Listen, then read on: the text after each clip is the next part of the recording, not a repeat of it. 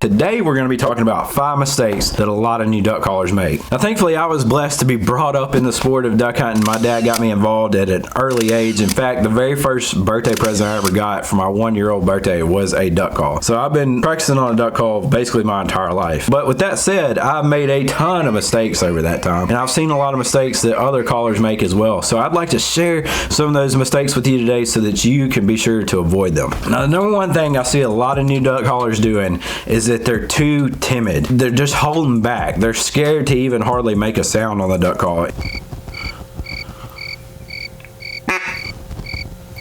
One thing I've noticed being around a lot of great callers is that all of the best ones that I've been around were loud and aggressive. Every single one of them. That's where you get the most out of your duck call. When you're running traffic on ducks, that's where a duck call shines. You're getting ducks that you normally wouldn't get. And the only way you're ever going to be able to do that to the fullest is to be able to really get down on the call. It's way easier to dial somebody that's high strung on the call back than it is to bring somebody up that's real timid on the call. I highly encourage you to learn how to blow the reeds out of that thing. That's what I would try to do in practice.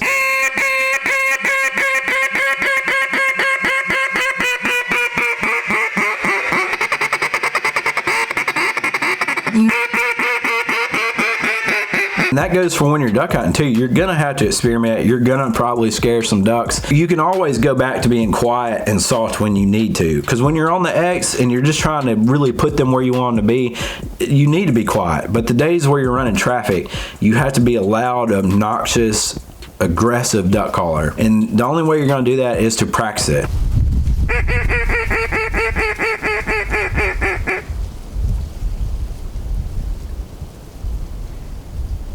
Now, second mistake that I see a lot of new duck callers make is not keeping eye contact with the ducks. I can't tell you how many times I've been hunting with other people and they say, there's ducks right there, call, you know, because I'm usually the guy calling. And the first thing I always say is, where are they? And, you know, their response a lot of times, they're right over us, just call. Well, I can't just call without seeing the ducks. After spending a while studying ducks, you'll be able to tell just by looking at them, whether it be by their wing beats, how fast they're flying, just what they look like, what they need to be hit with, how loud, how aggressive, what type of call. And so that's very important when you're initiating contact with them. And also, not only are you looking at them to see what call you need to hit them with first, but you're also looking to see how they respond. That is everything in duck hunting, learning how to read the ducks. How they react to your first call is going to let you know what you need to do next. If you get the desired reaction right off the bat, you need to not do anything. Just let them come.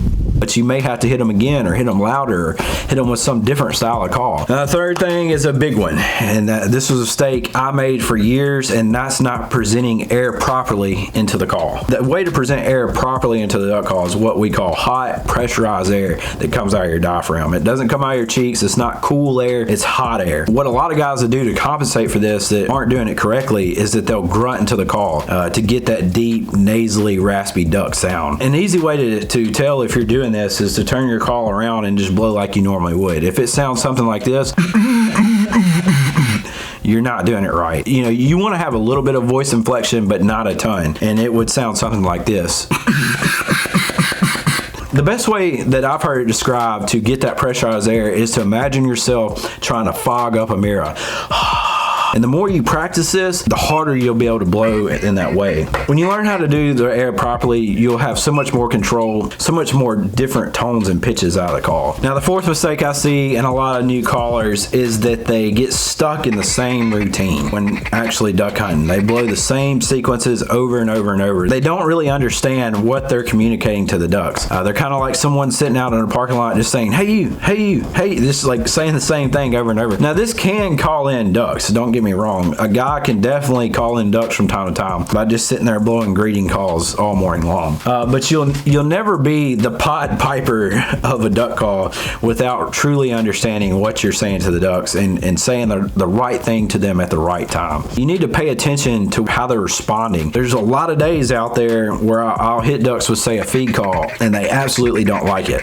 So I'm taking that out of the sequence for the rest of the morning. And if I see 3 groups of ducks just completely lose interest as soon as I blow the feed call, I'm not blowing anymore the rest of the morning. Whereas a new caller wouldn't really be paying attention to that. Again, that goes back to the eye contact and watching what the ducks are doing. And they'll just continue to blow that sequence all morning and never get success from that. People tend to get stuck in patterns. See that you don't. Now, I say the worst for last. This is by far the worst mistake that I see a lot of new callers make, and that is not practicing enough. I can't tell you how much practice it takes to become a great duck caller. Not that I am one or anything. I'm just saying to even achieve what I achieved, and I'm not near as good as a lot of people I know, is that even to this day, after blowing one for 30 years, I still practice all during the off season. There's only one path from becoming a poor duck caller to a good one, and that is practice. That's the only path. So you really have to get intentional and get serious about blowing your duck call in the off season. A few tips that I've done over the years that's made me a lot better calling with my practice routine is put my duck call in my truck, and every time I get in my truck, I start practicing on it. And another big one that's really helped me out is picking something new to add to your calling toolbox every year, whether that be the bouncing hen or the Cajun squeal or whatever it may be. Try to add something new, because just by learning how to do that will open your range on the call and help you with every other call that you make. That's been huge for me. Just always be trying to push past your limits. Another huge one for me that I did early on in my duck calling was record myself so I could listen to it and see what it sounds like.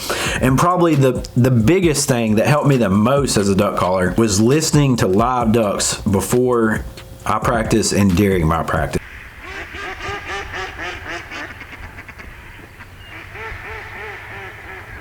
I'd get on YouTube, I'd find live ducks that were calling and just listen to it over and over again to get that sound in my head. I wanted to sound like a duck, not like a duck call. And a lot of guys sound like a duck call. You can pick it out from a mile away if you hear them out, while you're hunting. I've actually put together a ton of footage that I've gotten over the years of live ducks calling, and you can practice along with this video right here when you're practicing your duck call. You can also check out some of my other tips in this playlist down here. I love you, and Lord willing, I'll catch you next time right here on Chasing Green.